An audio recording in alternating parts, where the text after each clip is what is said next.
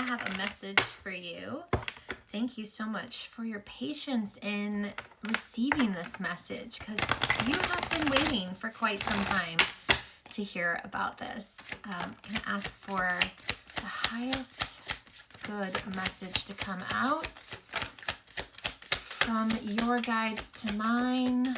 Nothing nefarious attached to this message that we receive.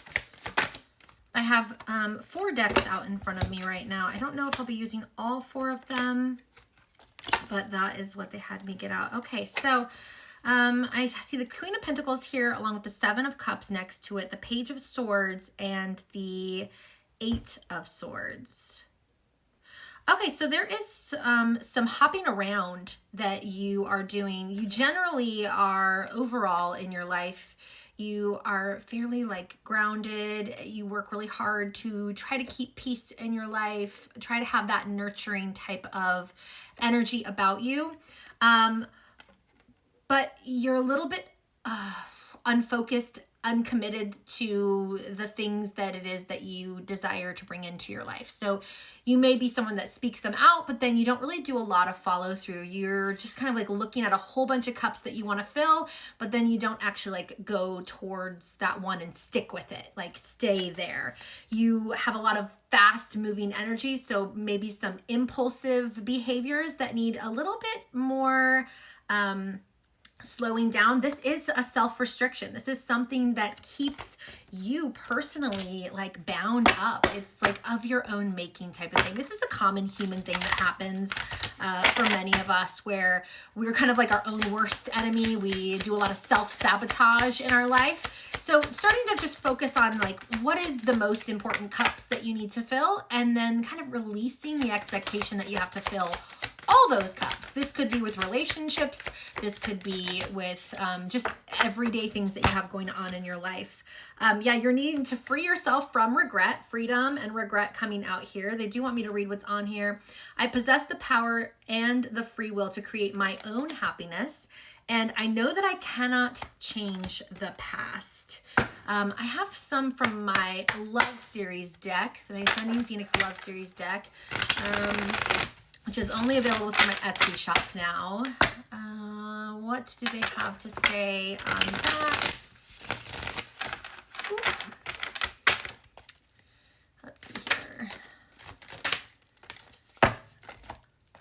Okay, so there's someone that you might see a future with, but you need to start considering the outcome that that person is not actually meant for you. So there may be some letting go that you need to do. Sometimes we get a little bit hung up on people that we've invested a lot of time in. And sometimes the lesson is just to let it go completely. And that whole like, if it's meant to be, it will come back, but not to hang on to that. There's this card that comes out next. It's like, don't be a doormat. You may be someone that's constantly giving. This could be some of these cups that are coming out here. These cups that are saying, hey, we want to be filled. And it's like, okay, are any of them pouring back into you? We don't give to get, but we need to make sure we have a good ratio of people that are giving back to us as well. Otherwise, we have to start letting go of some of those other people in our lives. So making excuses for poor behavior, tolerating poor treatment, lack of self-respect, lots of self-sabotaging stuff going on. They would like me to, they don't want me to take that one. It says, thinking of you, but there's a clock on there. So maybe you're thinking of someone a little too much. 101 on the timer there. They'd like me to get a mystical shaman oracle card here and read that